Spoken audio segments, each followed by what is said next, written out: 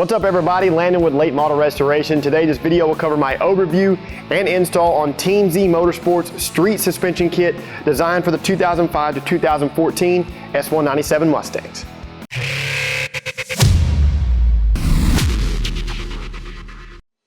Alright guys, if you're in the market for essentially an all-in-one rear suspension kit, then this Team Z street setup is definitely for you. This kit will drastically stiffen up the rear of your S197 to offer better handling and traction.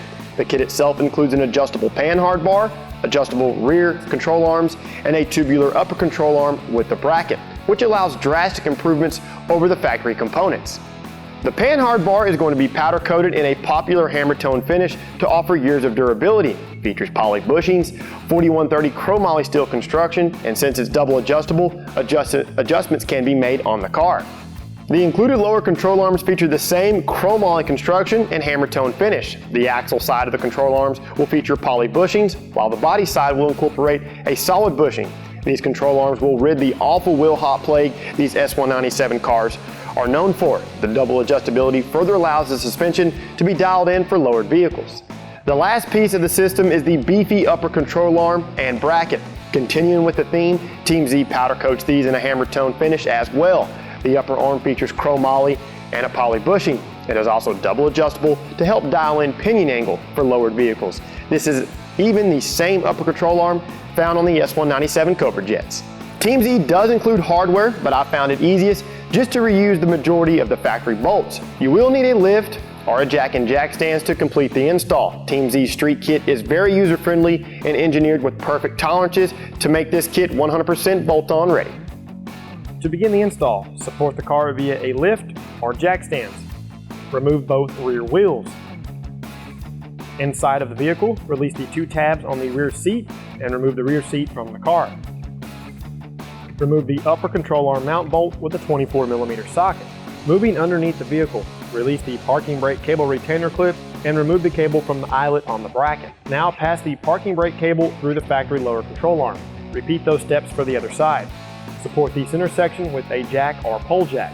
Remove the front and rear lower control arm hardware with an 18mm socket and then remove the control arm from the car.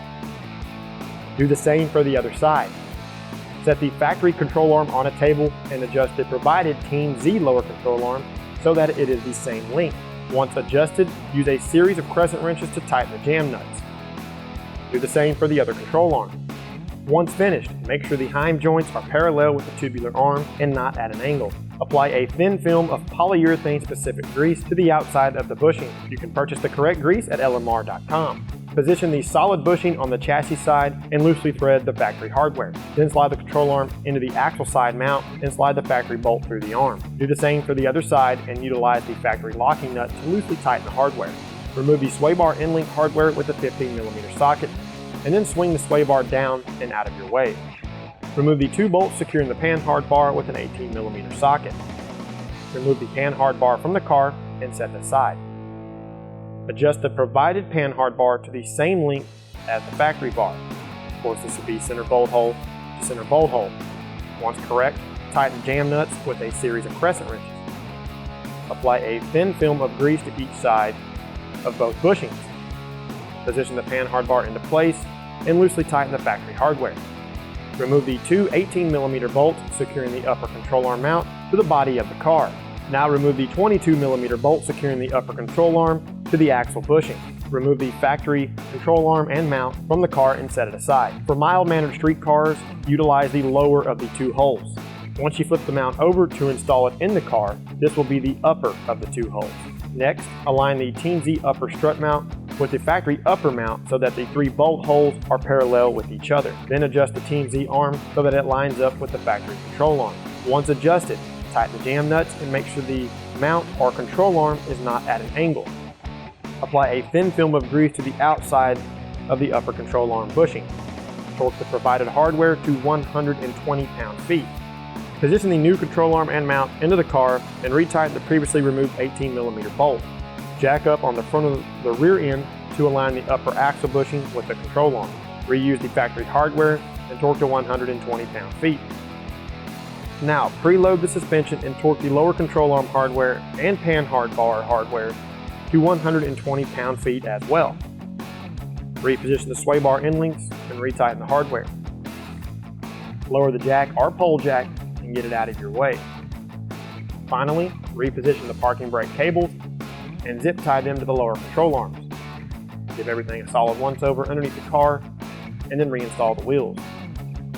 Apply some blue Loctite to the provided upper control arm mount bolt and then thread it into the mount from inside of the car.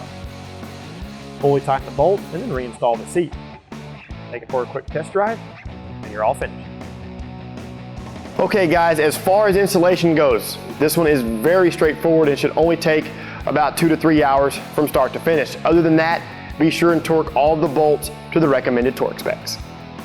To see more great products from Team Z Motorsports, subscribe to our YouTube channel if you haven't already done so. Be sure and pick up this Team Z street suspension kit for your 2005 to 2014 S197 Mustang from the Real Mustang Enthusiasts, LMR.com.